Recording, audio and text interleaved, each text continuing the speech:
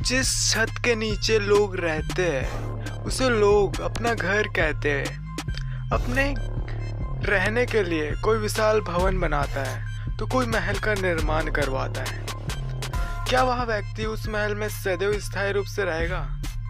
उस भवन या महल को वह एक न एक दिन छोड़कर चला जाएगा। तब उस भवन का कोई दूसरा मालिक होगा, फिर उसके जाने के बाद कोई तीसरा मालिक होगा। ऐसा ही एक प्रसंग का दृष्टांत है। अमेरिका के एक बहुत ही ऊंचे दर्जे के अधिकारी का भवन था।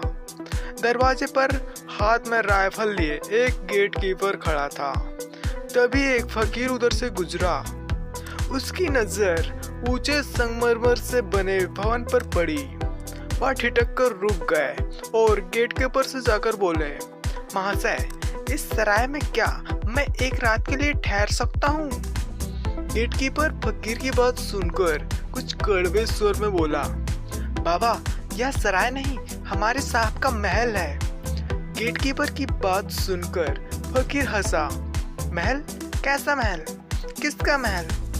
जहाँ तक मुझे याद है कि यहाँ एक सराय है जहाँ दूर दराज से आने वाले मुसाफिर आकर रात बिताते हैं और चले जाते हैं।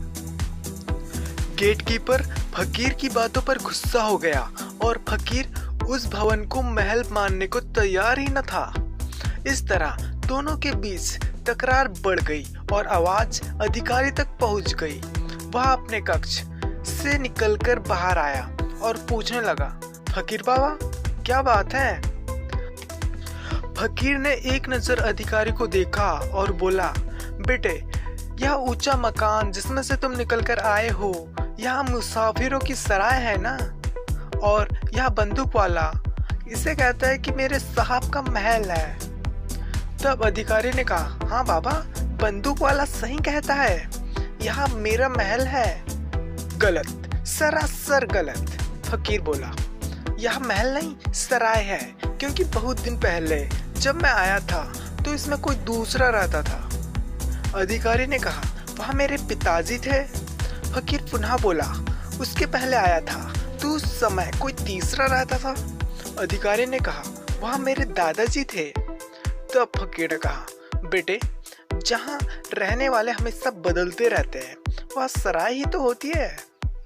यह सुनते ही अधिकारी को फकीर की बातों का अर्थ समझ में आ गया। वह फकीर के पैरों में गिर पड़ा और विनय पूर्वक बोला, आपकी बात सत्य है, यह महल नहीं, सराय है बाबा। आप एक नहीं, जितना दिन रहना चाहो रह सकते हो। अधिकारी की बात सुनकर गेटकीपर अवाक रह गए, जबकि फकीर मुस्कुराता हुआ आगे बढ़ गया। ऐसा ही एक पौराणिक उदाहरण मिलता है। एक बार देवराज इंद्र ने अमरावती यानी कि इंद्रपुरी में बहुत ही सुंदर भवन का निर्माण कराया। जब भवन पूरी तरह बनकर तैयार हो गया, उसकी भली प्रकार से सजावट आदि हो गई, तब एक दिन उन्होंने नारायण कीर्तन करते हुए जा रहे नारद को मार्ग में रोककर कहा, देवर्षि, मैंने एक बहुत ही सुंदर महल बनवाया है, कृपया करके मेरे महल को चलकर देखे और बताए कि कैसा बना है। पहले तो नारद जी मन ही मन मुस्कुराए, फिर प्रत्यक्ष रूप में बोले, हे देवराज, मुझे महलों की परख आदि का ज्ञान नहीं है, क्योंकि मैं तो रमता जोगी यानी कि बहता पानी हूँ। मेरा अपना तो कोई महल है नहीं। मुझे क्या पता कि अच्छा या सुंदर महल कैसा होता है और खराब महल कैसा होता है। हाँ, पृथ्वी लोक पर एक ऋषि रहते हैं जो कई हजार वर्षों से पृथ्वी लोक में निवास कर रहे हैं। आप उनके पास जाइए, वे अवश्य बताएंगे। उनका नाम लोमश ऋषि है। देवराज इंद्र अपने एवरात हाथी पर सवार होकर उसी क्षण लोमश ऋषि के पास गए और प्रणाम कर कर एक ओर खड़े हो गए। ऋषि ध्यान में मग्न थे। देवराज इंद्र उनकी आंखें खुलने की प्रतीक्षा करते हुए इधर उधर देखने लगे, किंतु उन्हें लोमश ऋषि का महल तो क्या, एक कुटिया भी न दिखाई दी। जब ऋषि ने आंखें खोली तब देवराज इंद्र ने उन्हें पुनः प्रणाम किया और कहने लगे, ऋषिवर, आपने अपने रहने के लिए कोई घर नहीं बनाया?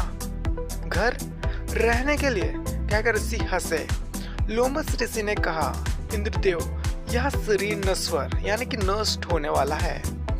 इसका क्या भरोसा कब यह शरीर छूट जाए, तो वह बनाया हुआ घर यही रह जाएगा।